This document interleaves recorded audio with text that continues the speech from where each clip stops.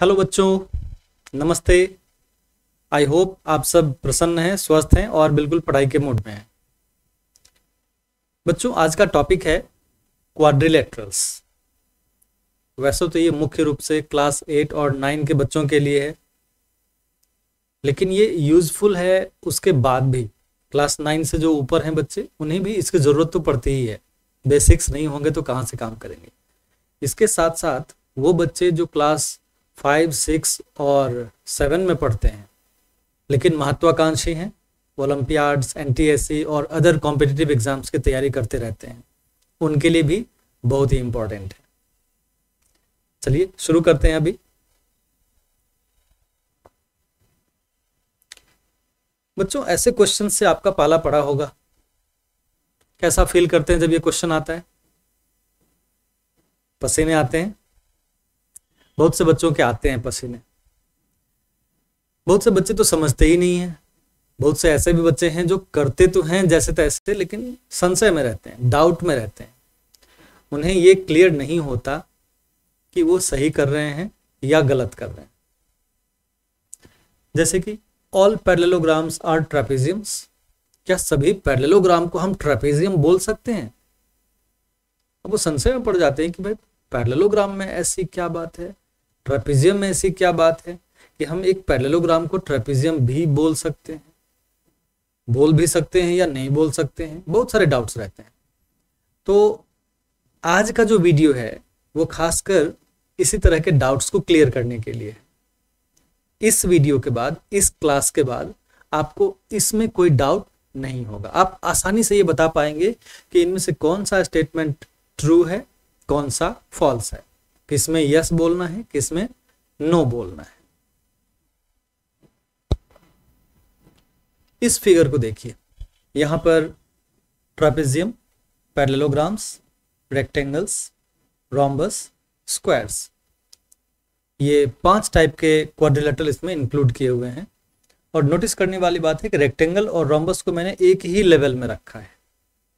ठीक है, तो बेसिकली इसमें क्या है कि जितने भी ट्रेपेजियम्स होते हैं इस पूरी दुनिया में, उन ट्रेपेजियम्स में से ही कुछ ट्रेपेजियम्स पैरेललोग्राम्स भी होते हैं।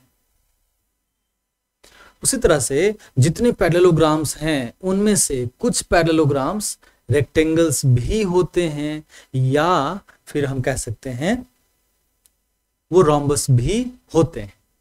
वैसे ये दोनों सेम नहीं है, ध्यान रहे। रेक्टेंगल और रोम्बस बिल्कुल ही डिफरेंट चीजें हैं, लेकिन दोनों पैरेललोग्राम से ही बनते हैं। और सबसे नीचे के लेवल में है स्क्वायर। ये स्क्वायर रेक्टेंगल से भी बना हुआ हो सकता है और रोम्बस से भी बना हुआ हो सकता है। ठीक है, तो ये ट्रेपेजियम कैसे पैरेललोग्राम बन जाता है? उसमें कुछ खास प्रॉपर्टीज शामिल हो जाती हैं, कुछ एक्स्ट्रा प्रॉपर्टीज उसमें आ जाती हैं, जिसकी वजह से वो पैरेललोग्राम्स बन जाते हैं। ठीक है, तो इसमें कैसे हम ट्रू फॉल्स का डिसीजन करें? देखिए, ऊपर से नीचे आता हुआ कोई भी फ्लो है उसमें आंसर होगा नो। नीचे से जाता हुआ कोई भी फ्लो, आंसर होगा yes. For example, all trapeziums are parallelograms, no. All trapeziums are rectangles, no. All trapeziums are rhombuses, no. All trapeziums are squares? No. All parallelograms are squares? No.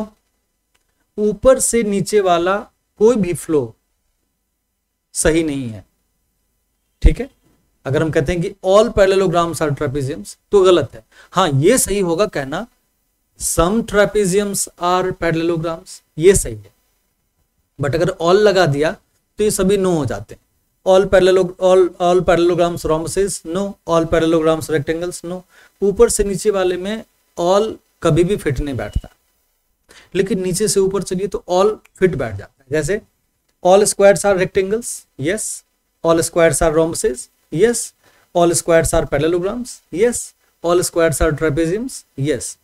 all rhombuses are parallelograms, yes. all rectangles are parallelograms, yes. all rectangles are trapeziums, yes. ठीक है, नीचे वाला कोई भी, नीचे से ऊपर yes all, ऊपर से नीचे कभी भी ऑल नहीं, सम।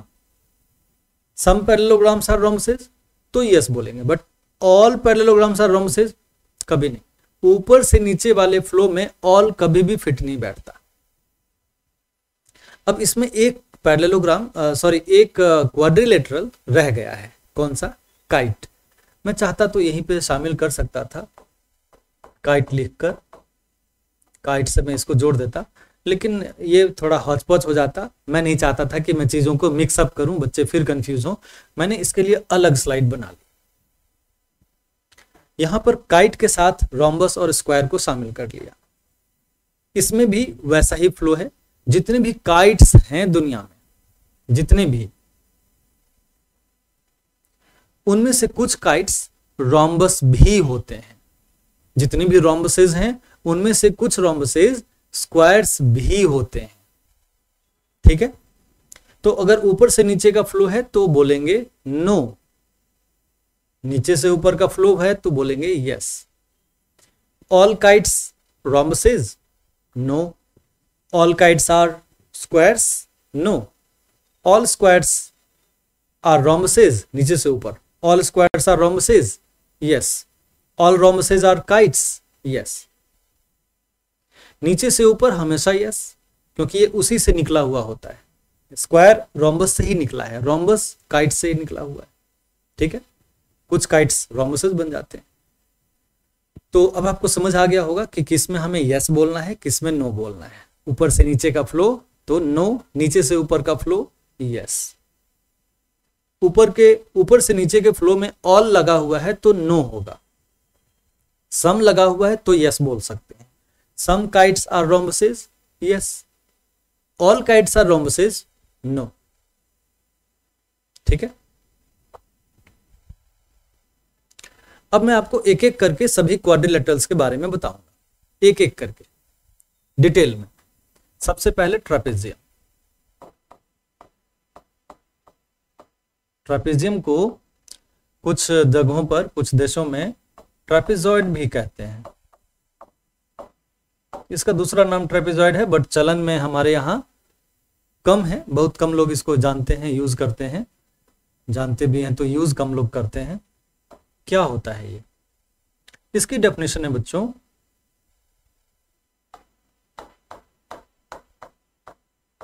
At least one pair of opposite sides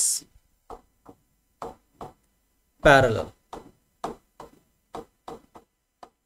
ठीक है, पूरा सेंटेंस बनाकर नहीं लिख रहा हूं, फुल में, शॉर्ट में ही लिखने की कोशिश कर रहा हूं। याद रखने के लिए शॉर्ट वाला ही बढ़िया होता है।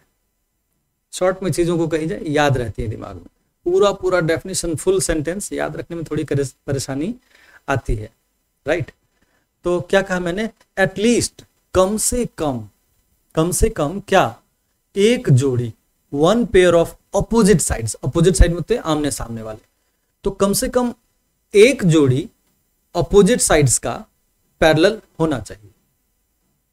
दूसरी जोड़ी के बारे में कुछ बोल ही नहीं रहा है, कम से कम एक तो होना चाहिए। तो कम से कम एक का मतलब क्या होता है? कम से कम एक का मतलब कि एक से कम नहीं होना चाहिए, कम से कम एक चाहिए।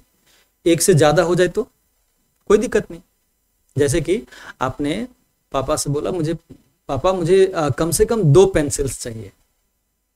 पापा अच्छे मूड में, खुश हैं, प्रसन्न हैं, 3 पेंसिल लेके आ गए आपके लिए, तो आपकी बात तो पूरी हो गई। आपने बोला क्या था? कम से कम 2 पेंसिल। कम से कम यानी कि 2 से कम नहीं चाहिए मुझे, 2 तो चाहिए ही चाहिए, कम से कम 2। लेकिन अगर उसके ऊपर चला जाए तो मुझे कोई परेशानी नहीं है। आपको 3 पेंसिल मिल गया तो आपकी बात पूरी हो गई। वैसे ही इसकी बात पूरी कब होगी? जब कम से कम एक जोड़ी अपोजिट साइड का पैरेलल हो जाए। पहले मैं आपको अपोजिट साइड के बारे में समझा देता हूं। यहां एक रफ डायग्राम बनाकर देखिए, एक साइड ये है, एक साइड ये, एक ये और एक ये। इसका नाम दे देते हैं ए, B, C, D. Opposite side किसको बोलते हैं? अपोजिट साइड मतलब सामने। ए बी है एक साइड, इसके ठीक सामने कौन सी साइड है? डी सी। ये दोनों अपोजिट साइड के पेयर में आते हैं।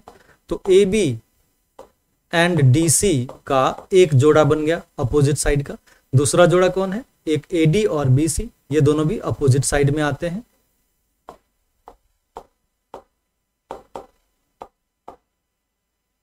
ठीक है, किसी भी क्वाड्रिलेटरल में अपोजिट साइड के दो जोड़े बनते हैं, किसी में भी सिर्फ दो जोड़े बनते हैं अपोजिट साइड वाले। ठीक है, ये ट्रेपेजियम के बारे में नहीं था, ये मैंने इन जनरल समझाया आपको।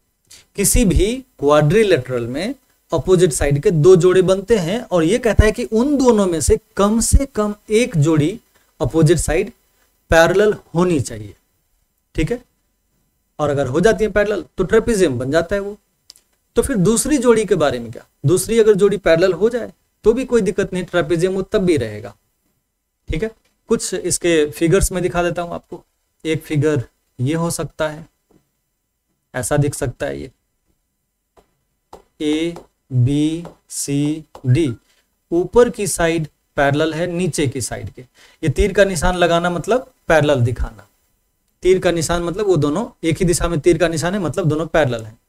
ये दोनों बाकी के पैरेलल नहीं है, तो एक ही जोड़ी साइड्स पैरेलल हैं अपोजिट के। ऐसे भी दिख सकती हैं फिगर,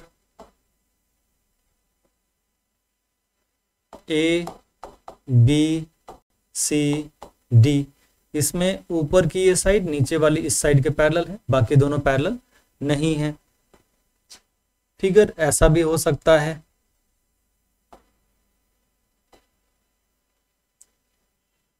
ये फिगर भी ट्रेपेजियम है क्योंकि इसमें एक ये साइड और एक ये साइड, ये दोनों तरफ के लेफ्ट और राइट वाले पैरेलल हैं। ऊपर और नीचे वाले पैरेलल नहीं है।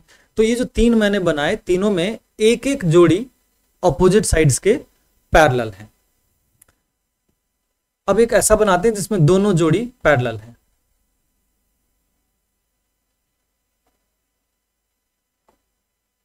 दोनों जोड़ी A B C D, A B parallel है डी सी के, ये दोनों ऊपर वाले आमने सामने के अपोजिट साइड्स, और ए डी ये इसके पैरेलल है।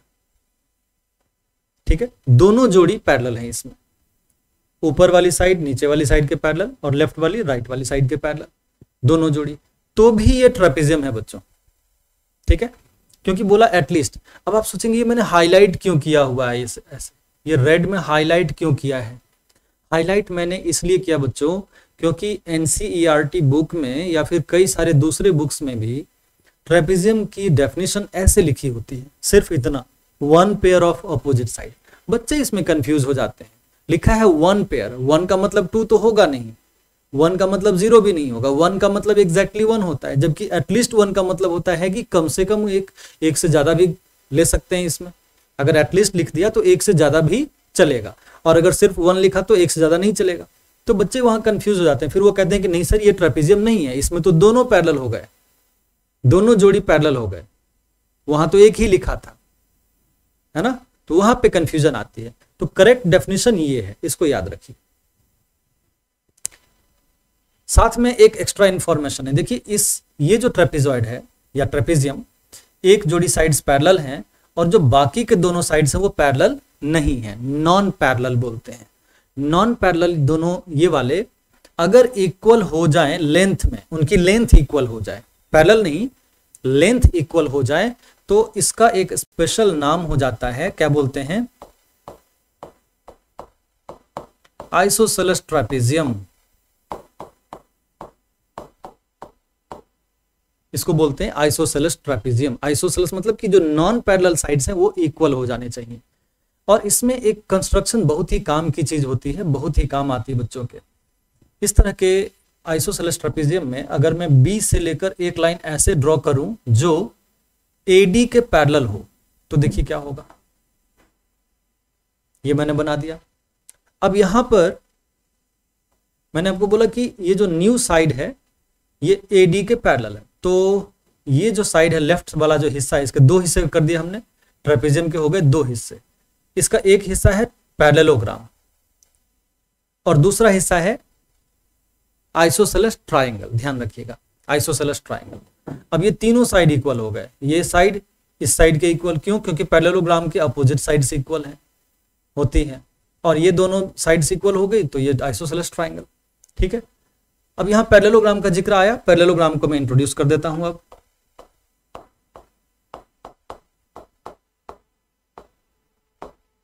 पैरेललोग्राम होता क्या है? इसमें बोला था कि कम से कम एक जोड़ी ऑपोजिट साइड्स पैरेलल हो जाए, दूसरी वाली भी हो जाए पैरेलल तो कोई समस्या नहीं, लेकिन कम से कम एक तो चाहिए ही। ये क्या कहता है कि नहीं, मुझे एक नहीं, मुझे एग्जैक्टली दोनों चाहिए, दोनों जोड़ी। जैसे दो जोड़ी होते हैं ना किसी भी क्वाड्रिलेटरल में, तो इसको चाहिए दोनों जोड़ी पैरेलल, तब उसका नाम होगा पैरेललोग्राम। तो इसकी डेफिनेशन में लिखेंगे both pairs of opposite sides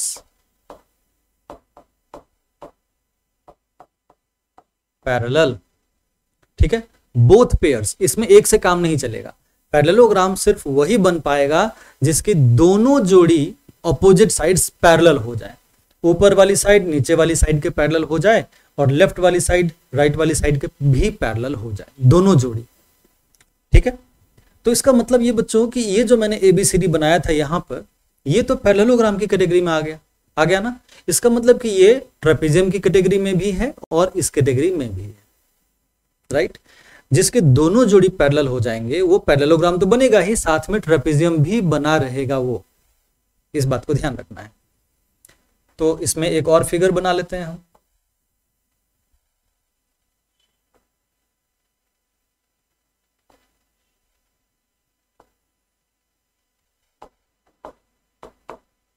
ABCD parallelogram बन गया। अब इसमें कुछ नई बातें हैं, इसके पास कुछ गिफ्ट भी हैं, इसे कुछ गिफ्ट मिले हुए हैं, समझ लेते हैं वो कौन कौन से गिफ्ट हैं। जैसे ही किसी क्वाड्रिलेटरल में दोनों जोड़ी अपोजिट साइड पैरेलल हो जाए तो साथ में, उसके साथ में कुछ एक्स्ट्रा गिफ्ट मिलेगा, जिन्हें हम कहेंगे प्रॉपर्टीज। कौन कौन सी प्रॉपर्टीज हैं वो? पहली प्रॉपर्टी है कि अपोजिट साइड्स की लेंथ भी इक्वल हो जाती है, पैरेलल तो थे ही अपोजिट वाले, उनकी लंबाई भी इक्वल हो जाती है।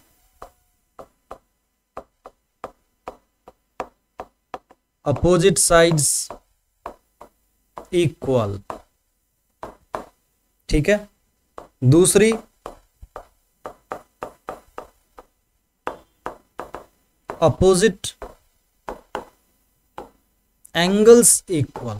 वाह, अपोजिट साइड्स भी इक्वल और अपोजिट एंगल्स भी, मतलब कि एंगल बी की जो वैल्यू होगी उतनी ही वैल्यू एंगल डी की भी होगी। अपोजिट वाले सामने आमने सामने जो पढ़ते हैं अपोजिट, उनकी वैल्यू इक्वल होती है। अनइक्वल होने की कोई गुंजाइश नहीं है, ये बात कंफ्यूजन में ना रहे कि अनइक्वल भी हो सकती है, बिल्कुल भी नहीं, इक्वल ही होना पड़ेगा। ये इसको गॉड गिफ्ट मिला हुआ है, वरदान में मिला हुआ है इसको, ठीक है। और चॉइस नहीं है कि इसको छोड़ सके, पूरा ही करना पड़ेगा, ठीक है। एंगल ए की वैल्यू एंगल डी की वैल्यू एंगल सी की वैल्यू के इक्वल होगा। साथ में डायगोनल से रिलेटेड भी एक इसकी प्रॉपर्टी है। क्या है वो? कि डायगोनल्स बाइसेक्ट ईच अदर। दोनों डायगोनल्स एक दूसरे को आधा आधा करते हुए जाते हैं। एक डायगोनल आमने सामने को मिलाते हैं तो डायगोनल बनता है ना। आई होप कि आपको डायगोनल के बारे में मालूम होगा, नहीं मालूम है तो मैं थोड़ा सा बता देता हूं कि सामने के कॉर्नर्स को जब आप ज्वाइन कराएंगे क्वाड्रिलेटरल में तो डायगोनल बन जाता है, इसको हम कहते हैं डायगोनल। AC एक डायगोनल है और BD दूसरी डायगोनल है। तो जो दूसरी डायगोनल हम बनाने वाले हैं वो पहले वाली डायगोनल को एक जगह कट करता हुआ जाएगा। ये वो पॉइंट है जहां पर डायगोनल BD ने डायगोनल AC को कट किया, या दोनों ने एक दूसरे को कट किया, AC ने भी BD को कट किया हुआ है। तो जहां वो कट करते हैं बच्चों, वो बाइसेक्शन का पॉइंट होता है। बाइसेक्शन मतलब क्या होता है कि दो इक्वल हाफ्स में डिवाइड करना, to divide in two equal halves, तो BD ने AC के मिड पॉइंट को टच किया, AC को आधा आधा कर दिया। आधा करने का मतलब कि अगर AC की पूरी लंबाई मान लेते हैं 8 सेंटीमीटर है, तो एक तरफ 4 सेंटीमीटर, दूसरी तरफ 4 सेंटीमीटर, क्योंकि ठीक बीच से ये गुजरा है। उसी तरह से BD की लेंथ अगर 12 सेंटीमीटर है तो एक तरफ 6 सेंटीमीटर, दूसरी तरफ भी 6 सेंटीमीटर, क्योंकि ये मिड पॉइंट है दोनों का। अब आगे बढ़ते हैं और नेक्स्ट लेते हैं रेक्टेंगल्स। रेक्टेंगल्स बच्चों, यहां जो मैं डेफिनेशन बता रहा हूं इसको बुक से मैच करने की जरूरत नहीं है, क्योंकि मैं बुकिश चीजें नहीं पढ़ा रहा हूं। बुक में तो ऑलरेडी है, फिर मेरे पढ़ाने का कोई फायदा नहीं है। मैं चाहता हूं कि चीजों को मैं ऐसे ब्रीफ और ज्यादा मीनिंगफुली बताऊं कि वो याद रहे ब्रेन में। ठीक है, तो ये थोड़ा डिफरेंट लगेगा आपको। बुक में जो डेफिनेशन है उससे थोड़ा डिफरेंट लगेगा, लेकिन एकदम सटीक है, बिल्कुल परफेक्ट है, समझने के लिए बिल्कुल आसान है। अब हम रेक्टेंगल्स को कैसे डिफाइन करें। अभी पिछले पेज में हमने यहां पर डिस्कस किया कि रेक्टेंगल्स कहां से निकले होते हैं, पैरेललोग्राम से। दुनिया में जितने भी पैरेललोग्राम्स हैं उन्हीं में से कुछ पैरेललोग्राम्स रेक्टेंगल्स भी होते हैं। यानी कि रेक्टेंगल्स क्या है, पैरेललोग्राम्स। रेक्टेंगल्स जो अब बने हैं या फिर जिन्हें अब हम रेक्टेंगल्स कहना शुरू कर दिया हमने, पहले वो क्या थे, पैरेललोग्राम्स थे। ठीक, पहले से वो क्या थे, पैरेललोग्राम्स। अब वो रेक्टेंगल्स कहलाने लग गए कुछ खास प्रॉपर्टीज की वजह से। इसका मतलब हम ये कह सकते हैं कि एक ऐसा पैरेललोग्राम, अब पैरेललोग्राम, अब इसमें कुछ खास प्रॉपर्टीज कौन सी हैं, विथ। देखिए विथ के बाद जो मैं लिख रहा हूं वो खास प्रॉपर्टी है। With diagonals equal. ठीक है, ये खास प्रॉपर्टी है। पैरेललोग्राम में जो प्रॉपर्टीज होती हैं, जितनी भी वरदान जितने भी मिले हुए हैं, वो सारे तो रेक्टेंगल्स को भी मिले ना, क्योंकि रेक्टेंगल्स पहले पैरेललोग्राम ही तो थे, अभी भी हैं, उसी में से निकले हैं। तो पैरेललोग्राम की प्रॉपर्टी तो रखते ही हैं अपने अंदर, वो सारे ये प्रॉपर्टीज हैं पैरेललोग्राम वाले। एक्स्ट्रा प्रॉपर्टी ये है कि डायगोनल्स इसके इक्वल होते हैं। पैरेललोग्राम्स में सब में ऐसा नहीं होता, सभी पैरेललोग्राम के डायगोनल इक्वल नहीं होते, कुछ के होते हैं, और जिनके हो जाते हैं डायगोनल्स इक्वल वो कहलाते हैं रेक्टेंगल्स। एक और तरीके से हम ये बोल सकते हैं, इसी डेफिनेशन को हम ये कह सकते हैं कि अ पैरेललोग्राम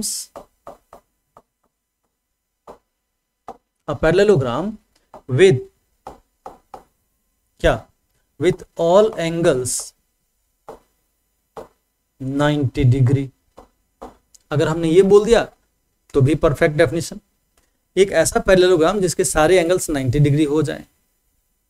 ठीक है, अब आपके मन में एक सवाल आ रहा होगा कि सर अगर ऐसा हो जाए कि किसी पैरेललोग्राम में डायगोनल्स तो इक्वल हैं बट सारे एंगल 90 नहीं है, फिर तो कॉन्ट्राडिक्शन हो जाएगा। या फिर सारे एंगल्स 90 हैं और डायगोनल्स इक्वल नहीं है, तो फिर कॉन्ट्राडिक्शन।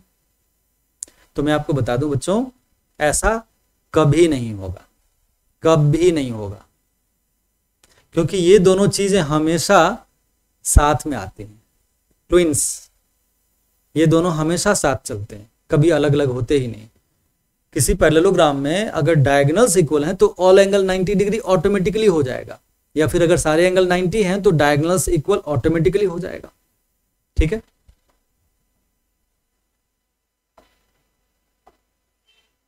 ये रेक्टेंगल का एक फिगर बनाया मैंने।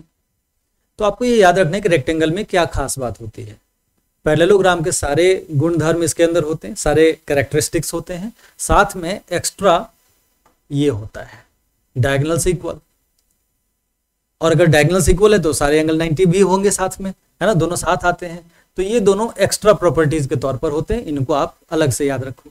सभी एंगल्स 90 डिग्री और दोनों डायगोनल्स इक्वल।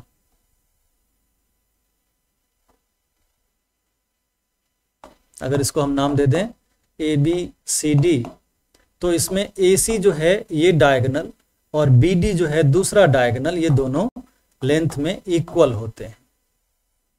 और ये सारे ही एंगल्स, जैसे कि angle A equal to angle B equal to angle C equal to angle D, ये चारों ही इक्वल हो गए। और किसके इक्वल हो गए? चारों 90 डिग्री के इक्वल हो गए।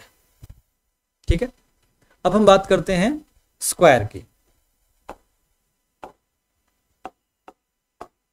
अ quadrilateral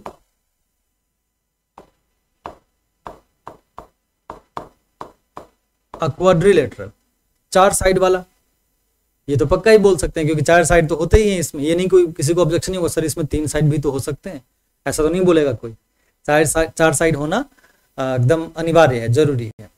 a quadrilateral with what? All sides equal and all angles 90 degrees.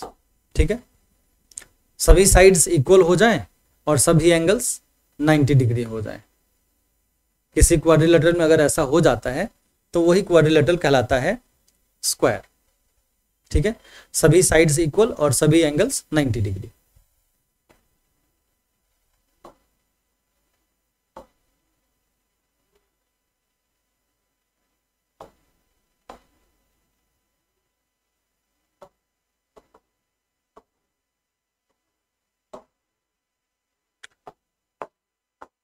A B C D, ये है एक square.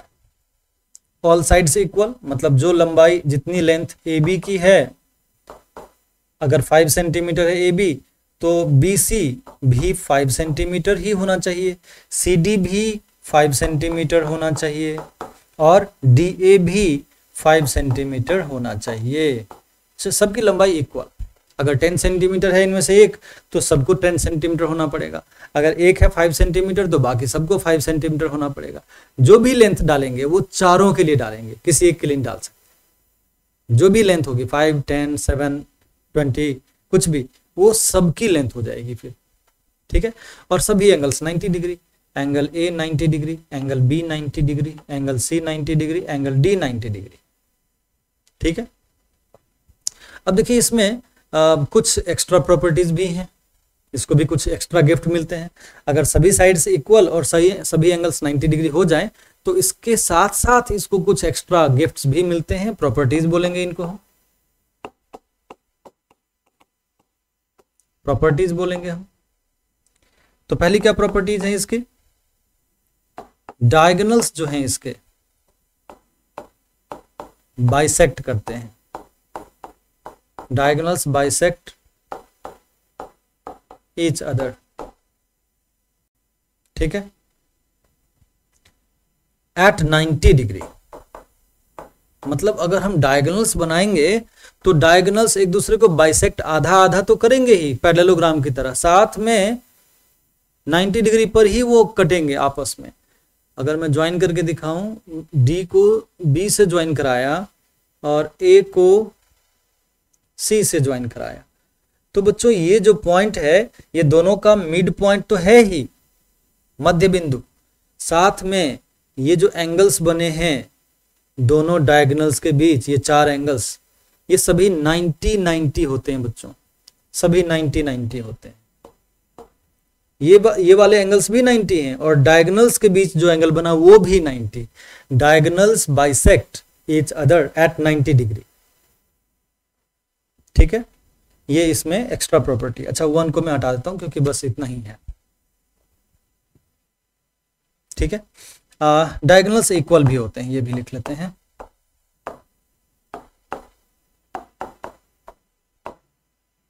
Diagonals are equal, done. ठीक है, अब इसके बाद रोम्बस को डिफाइन कर लेते हैं। रोम्बस को कैसे डिफाइन करें? रोम्बस में क्या खास बात होती है? रोम्बस में खास बात ये होती है कि ये एक तरह का पैरेललोग्राम होता है। क्या होता है ये? एक तरह का पैरेललोग्राम। A parallelogram पैरेललोग्राम की सारी प्रॉपर्टीज इसके अंदर आ गई। साथ में कुछ एक्स्ट्रा प्रॉपर्टीज होती हैं। साथ में कुछ एक्स्ट्रा प्रॉपर्टीज क्या होती हैं? विथ क्या एक्स्ट्रा प्रॉपर्टीज हैं? Diagonals bisecting at 90 degree. Diagonals bisecting at 90 degree. ठीक है, ये एक्स्ट्रा प्रॉपर्टी है इसमें। ठीक है, पैरेललोग्राम में डायगोनल्स तो बाइसेक्ट करते ही हैं, लेकिन उसमें 90 डिग्री पर बाइसेक्ट करने की बात नहीं होती, वो गारंटीड नहीं है। रोम्बस में ये गारंटीड है। ठीक है, अच्छा, आपके मन में सवाल ये आ रहा होगा कि ये रोम्बस सर काइट से भी तो बनता है, पैरेललोग्राम बोलने का क्या मतलब? तो देखिए, पैरेललोग्राम से अगर ये रोम्बस बना है उस खास प्रॉपर्टी को फॉलो करते हुए, तो वो काइट को रिप्रेजेंट कर देगा, इसलिए मैंने इसको पैरेललोग्राम बोल दिया। ठीक है, एक्चुअली हम स्क्वायर्स में भी पैरेललोग्राम बोल सकते थे यहां पर कि एक पैरेललोग्राम जिसमें all sides equal, all angles 90 degree होते हैं।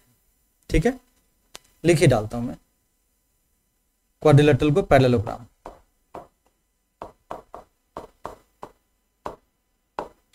तो स्क्वायर भी एक तरह का पैरेललोग्राम हो गया, मतलब रेक्टेंगल भी पैरेललोग्राम, स्क्वायर भी पैरेललोग्राम, रोम्बस भी पैरेललोग्राम, ये सभी पैरेललोग्राम। लेकिन साथ में कुछ एक्स्ट्रा प्रॉपर्टीज भी हैं। इसमें एक्स्ट्रा क्या आ गया कि all sides equal and all angles 90 degree. ठीक है, रोम्बस की डेफिनेशन ये हो गई। A parallelogram with diagonals bisecting at 90 degree. इसमें हम ऐसे भी लिख सकते हैं और बनाकर लिख सकते हैं कि अ पैरेललोग्राम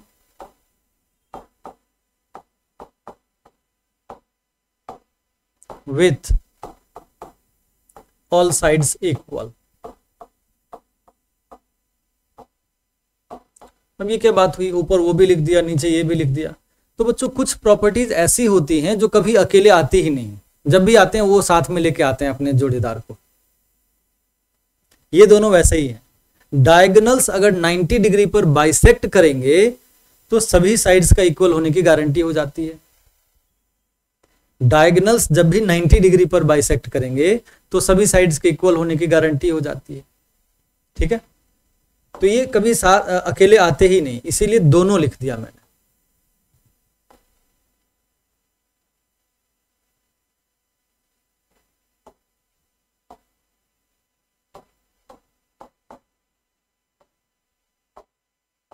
ये देखिए, एक रोम्बस का फिगर है जो एक पैरेललोग्राम की सारी प्रॉपर्टीज को रखता है अपने अंदर।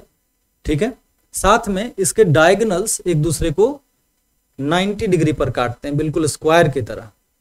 स्क्वायर में भी ये प्रॉपर्टी थी, दोनों डायगोनल एक दूसरे को आधा आधा करते हैं इसी पॉइंट पर, ये मिड पॉइंट है दोनों का, और 90 डिग्री भी बनाते हैं, बाइसेक्टिंग एट 90 डिग्री, बिल्कुल स्क्वायर की तरह ये प्रॉपर्टी है। और देखिए कि जिसमें दोनों में, रोम्बस में भी और स्क्वायर में भी, डायगोनल्स बाइसेक्टिंग एट 90 डिग्री, तो दोनों में साइड्स भी इक्वल हो गए। इसके भी सारे साइड्स इक्वल होते हैं, स्क्वायर के भी सारे साइड्स इक्वल होते हैं। ठीक है, अब देखते हैं काइट। काइट क्या होता है?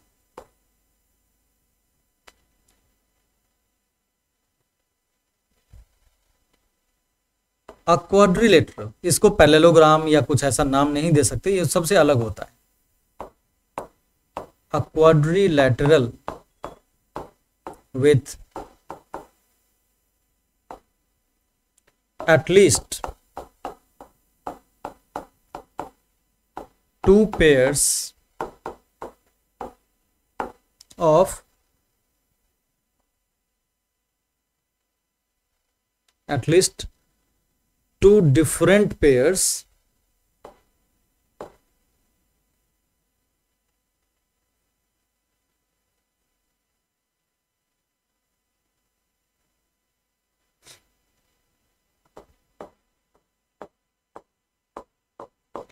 at least 2 different pairs of adjacent side। Notice करिए इसमें adjacent आया, इससे पहले हम जो कर रहे थे साइड्स अपोजिट वाले ले रहे थे ना, इसमें adjacent साइड ले रहे हैं। adjacent a quadrilateral with at least 2 different pairs of adjacent sides equal. ठीक है, एडजेसेंट साइड के कितने जोड़े बनते हैं पहले तो वो देख लेते हैं। एडजेसेंट साइड के कितने जोड़े बनते हैं?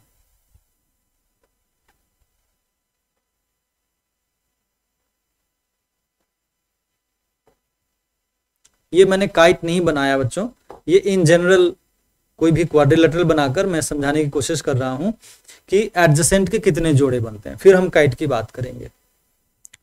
एडजेसेंट की बात करें तो AD के साथ AB आ सकता है, AD AB, ये है पहला जोड़ा, first pair of adjacent sides. Adjacent का मतलब होता है कि पड़ोस वाला, पड़ोसी, ठीक साथ वाला। ठीक है, तो ये जो साइड है AD, इसके पड़ोस में कौन है? AB। इसके पड़ोस में DC भी तो है, AD के साथ DC भी ले सकते हैं, तो ये दोनों भी हैं, AD के साथ DC।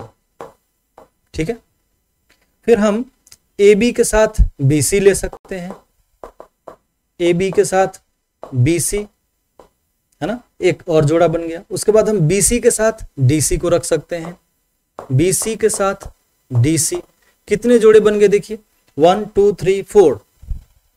एडजेसेंट साइड्स के 4 जोड़े बनते हैं, और मैंने बोला है कि कम से कम 2 जोड़ी डिफरेंट बिल्कुल अलग। ठीक है, 2 जोड़ी डिफरेंट एडजेसेंट साइड्स का इक्वल होना चाहिए। तो कहने का मतलब अगर एक जोड़ी हमने AD और AB का ले लिया तो टोटल डिफरेंट अगर हम लेना चाहते हैं तो हमें DC और BC को लेना पड़ेगा, राइट। देखिए इसको मैं बॉक्स में डाल देता हूं क्योंकि ये काइट से रिलेटेड नहीं है डिस्कशन, ये एक जनरल डिस्कशन है। तो यहां मैं काइट की फिगर बनाता हूं।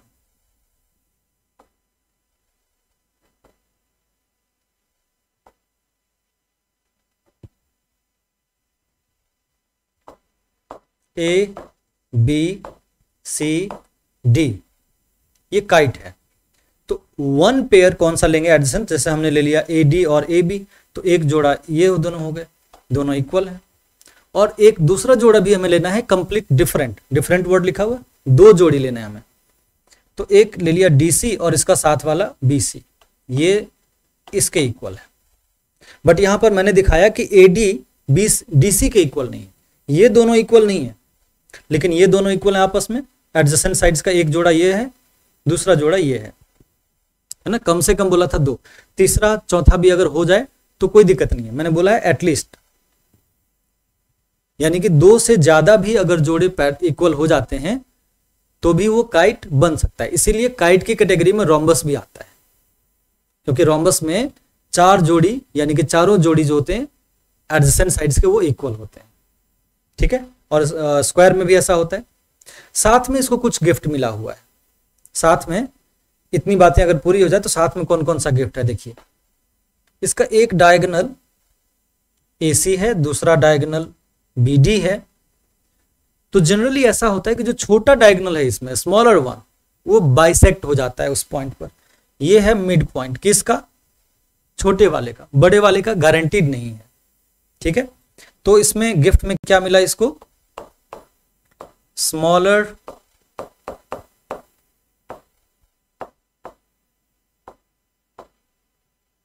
diagonal gets bisected।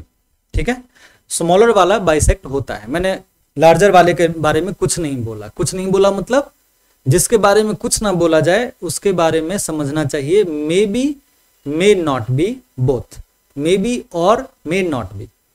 ठीक है, स्मॉलर वाले के बाइसेक्ट होने की बात मैंने कह दी। जो बात कही गई वो फिक्स हो जाता है, उसमें आप बदलाव नहीं करना। लेकिन जो बात नहीं कही गई उसमें वो हो भी सकता है, नहीं भी हो सकता है, ऐसा मानकर चलना चाहिए। ठीक है, दूसरी क्या बात है इसमें? दूसरी बात ये कि डायगोनल्स के बीच में 90 डिग्री का एंगल बनता है। एंगल या एंगल्स बिटवीन डायगोनल्स 90 डिग्री। ठीक है, इज नहीं लिखा, सेंटेंस में इज लगना चाहिए, मैं नहीं लिख रहा हूँ, मुझे शॉर्ट में ही लिखना है बस, जितना शॉर्ट हो सके, एक वर्ड कम हो गया कम से कम, ठीक है। तो दोनों डायगोनल्स के बीच में 90 डिग्री का एंगल बनता है, ये 90 डिग्री का एंगल है, ये चारों ही एंगल 90-90 है। छोटा वाला बाइसेक्ट भी होता है साथ में, बड़ा वाला भी बाइसेक्ट हो जाए तो कोई दिक्कत नहीं है, और ना हो तो भी चलेगा। बड़ा वाला बाइसेक्ट हो जाए तो भी कोई दिक्कत नहीं, नहीं हुआ बाइसेक्ट तो भी कोई दिक्कत नहीं, ठीक है। अगर बड़ा वाला भी बाइसेक्ट बन जाएगा, हो जाएगा, तो रोम्बस बन जाएगा, ये स्क्वायर बन सकता है। इसीलिए काइट की कैटेगरी में रोम्बस और स्क्वायर्स भी रखे गए हैं। तो आई होप बच्चों की आपको क्वाड्रिलेटरल्स के बारे में ये डिस्कशन अच्छी लगी और समझ आया सबके बारे में एक एक करके। कई बार ऐसा होता है कि हम जब एक बार किसी चीज से गो थ्रू होते हैं तो हमें वो एक बार में बहुत ज्यादा क्लियर नहीं होता, वो डिपेंड करता है कि आपकी प्रीवियस अंडरस्टैंडिंग कितनी स्ट्रांग है। अगर प्रीवियस अंडरस्टैंडिंग आपकी बहुत ही अच्छी है तब तो ये एक ही राउंड आपके लिए काफी है। लेकिन अगर जिन बच्चों की प्रीवियस अंडरस्टैंडिंग बेसिक्स बहुत वीक, मतलब बहुत ज्यादा स्ट्रांग नहीं है, थोड़ी वो फील नहीं करते ऐसा कि बहुत स्ट्रांग है, कंफ्यूज रहते हैं, तो मैं सजेस्ट करूंगा कि ऐसे बच्चे इस वीडियो को 2 से 3 बार देखें, 2 से 3 बार गो थ्रू हो जाएं, और गो थ्रू होने के बाद अपने नोटबुक में भी ड्रॉ करके इन चीजों को क्लैरिफाई करें कि ये है पैरेललोग्राम, ये है स्क्वायर, इसमें ये प्रॉपर्टी होती है, इसमें ये प्रॉपर्टी होती है, वो बना बनाकर उन चीजों को प्रैक्टिस करें, ठीक है। और प्रैक्टिस जब हो जाए आपकी, जब आप ये सारी वीडियो देख लें, समझ लें, तो ये सारे क्वेश्चंस आपके होमवर्क के लिए मैं छोड़े जा रहा हूं, ठीक है। इसकी प्रैक्टिस भी करें। और जो बच्चे मेरे साथ जुड़े हुए हैं टेलीग्राम पर, वो बच्चे अपना क्वेश्चन आंसर करके भी मुझे दे सकते हैं, मैं चेक करके। तो ये आपका होमवर्क है, इस वीडियो को देखने के बाद ये होमवर्क करके आप मुझे भेजें, मैं चेक करके आपको बताऊंगा कि सही या गलत, ठीक है। आज के लिए इतना ही। Thank you very much for your patience. मिलते हैं फिर अगले वीडियो में। Bye bye.